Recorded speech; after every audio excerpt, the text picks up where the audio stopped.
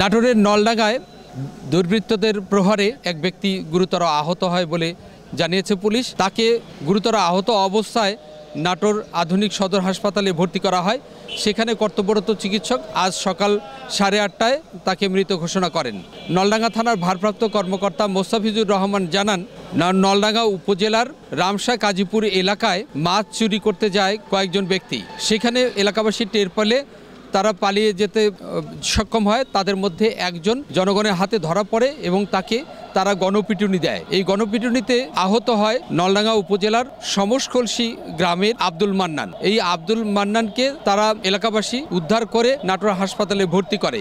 এই মৃতের ঘটনায় পুলিশ তদন্ত করছে এবং ময়নাতদন্তের রিপোর্ট পাওয়ার পরে কী কারণে কিভাবে তার মৃত্যু হয়েছে এই বিষয়টি পরিষ্কার হওয়া যাবে। এবং সেই সাথে এখনো পর্যন্ত মৃত্যুর ঘটনায় কেউ মামলা দায়ের করেনি। মামলা দায়ের করলে পুলিশ আইনগত ব্যবস্থা গ্রহণ করবে বলে আমাদের জানিয়েছে।